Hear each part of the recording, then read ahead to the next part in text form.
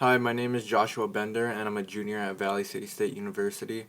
I created this video for my Module 7 assignment.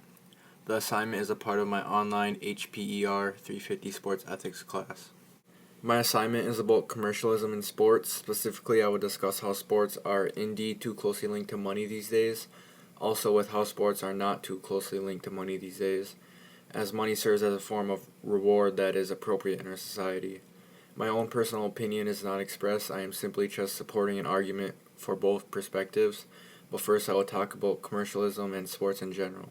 Commercialism is defined as the attitude or actions of people who are influenced too strongly by the desire to earn money or buy goods rather than by other values, or the emphasis on the maximizing of profit. Commercialism can easily be seen in the media and in sports of all kinds.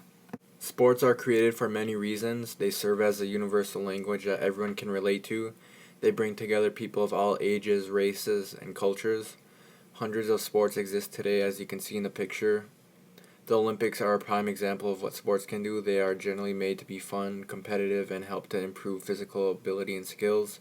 Sports teach us many lifelong values, traits, and skills such as sportsmanship, gamesmanship, leadership, dedication, fair play, and character. In general, they teach us how to deal with failure, work hard, work as a team, make sacrifices, and teach us how to be disciplined. Commercialism in sports has become a problem because it has either improved the image of sports or has desperately taken away the purity from sports. Commercialism involves money, and when money is involved, it can become either a positive thing or a negative thing. Commercialized sport has become a battle that needs to be properly managed. This has caused issues that can be seen at all levels of sports, including youth, high school, college, and professional. In a class lecture, our teacher said winning equals fans, fans equal money, money equals winning, winning equals fans, and so on. This repeated cycle is what brings in revenue that needs to be reinvested for winning teams. This creates a win-first attitude, and some players and teams will do whatever it takes to win, meaning they will neglect the true meaning of what sports is all about. This is a common issue caused by commercialism. Commercialism in sports is mostly positive. It benefits the individual players, teams, organizations, and brings more attention to the teams in sport, therefore bringing more money for a good cause, and it helps the program or organization succeed. It helps players get paid and supports them financially either before, during, or after playing sports. Other businesses benefit along with the sport, such as television networks and sponsors. For example, the Super Bowl is highly commercialized on television, and many viewers specifically watch the Super Bowl just for the commercials and ads. This huge sporting event brings in millions and millions of viewers, where football is being watched and ads are being shown at the same time. This event alone helps the NFL receive millions of dollars, and the companies gain attention from likely customers who are watching. Commercialism in sports can be negative, and it has become an issue in today's world. It can affect the attitude of players, coaches, the overall team and organization, and even the fans. Money, success, and fame may influence people's moral values. They can become the overall focus during sports, and it can become an issue because everything positive about sports gets ignored. Athletes are victims of how money can change a sport. The athletes shown are arguably the best at what they do in their sport, and they receive an enormous amount of money just from sponsorships. Their status as the top players in their sport has made them vulnerable to commercialism in a negative way, where big decisions are made based on just money, which affects the attitudes of themselves, their teams, and the organization. Examples are Nike pretty much controls a lot of what LeBron can do and can't do. Floyd Mayweather only fights if he's going to make money. Marshawn Lynch's attitude reflects his team in the NFL, but he still receives lots of money from his endorsements and sponsorships. The NCAA is also an example. They take all the earnings that their athletes bring in, they make an extreme amount of money, and they maximize their top programs and athletes to get as much money as they can. For example, a number of lawsuits were filed on the NCAA for a video game that featured the commercialization of NCAA football athletes. The players who promoted the game and starred on the covers didn't earn any money. And commercialism has also encouraged doping through the use of PEDs. Athletes use drugs because they want to win or perform well, and if they don't, they will lose money. Money in sports go hand in hand at the collegiate and professional level. It also takes place in levels below, but at all levels, money is involved. In youth sports, money isn't so closely related. At this level, we can see teams and leagues having sponsorships which are necessary and reasonable to be able to provide everything needed to play a sport.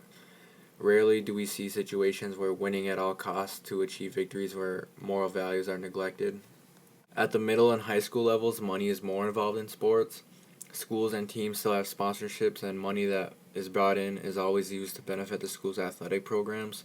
We tend to see a play-to-play concept to help programs financially. Universities and colleges use their athletic programs and emphasize them as a visible public relations tool to gain attention from prospective students to enroll. They maximize their potential revenue by promoting and selling athletic related things such as clothing and tickets. A good example of how commercialism is taking over sports is the Olympic Games. I researched the games and found the following information. Quote, commercialism is overrunning the Olympics. It is undermining the professed ideas of the Olympic Games and subverting the Olympics' veneration of sports with omnipresent commercial messaging and branding. Sports, of course, remain at the center of the Olympics, but commercialism has overwhelmed whatever other values the Olympics hope to embody. The overwhelming cultural influence at the Olympics is now commercial culture, and the overwhelming informational message is buy, buy, buy. Highest bidders, corporate sponsors, small firms are buying out almost every possible thing the Olympics have to offer. Teams, athletes, stadiums, venues, food and drink, and uniforms are all being sponsored. At the professional level of sports is where we see how money is too closely related the most. The professional sports industry is controlled by big-time corporations who control the commercialism being shown in sports. Professional sports arenas and stadiums are named after the highest corporate bidder. Corporate advertising patches are seen on the uniforms of professional teams, and the MLB and NBA are strongly considering or will add these patches to their jerseys soon. Athletic clothing companies buy the rights to college athletic departments for clothes and uniforms and advertising. Athletes are being used for advertising through sponsorships and even through tattoos. Special events and games are sponsored, such as the Super Bowl, March Madness tournament, NCAA bowl games, and other championship events. Are sports not too closely linked to money because money serves as a form of reward that is appropriate in our society? Some will argue yes and some will argue no. Without the use of money, sports wouldn't be as successful in our society as it is now. Money is essential in being able to play a sport. At the professional level, athletes deserve to make a decent amount of money. If there was no money involved, athletes wouldn't risk their body, health, and dedicate their lives to playing a sport in the first place. Money is definitely an appropriate reward in our society at this level. Something interesting is a new trend that has started to somewhat emerge in the NFL with players retiring early. They enjoy playing the game and receiving lots of money, but some would rather be safe and not risk getting further injured, where problems will most likely occur after they're done playing, such as concussions.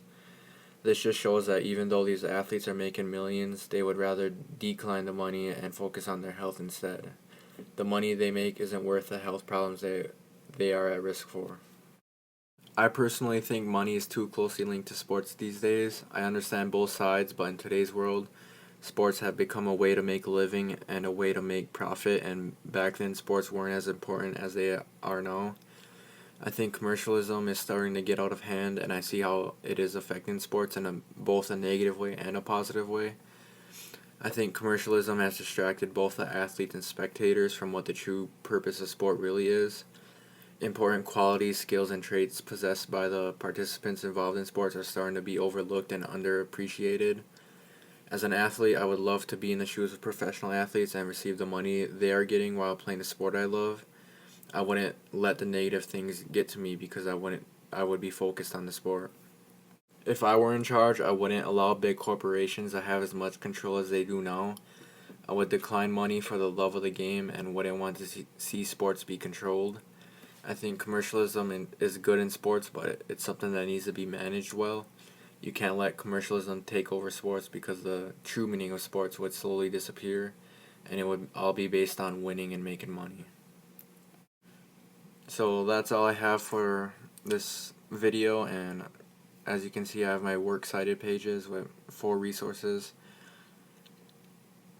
And then moving on to the next page, I have image references. I just copied the link of each image and posted it. But that's all I have. Thanks.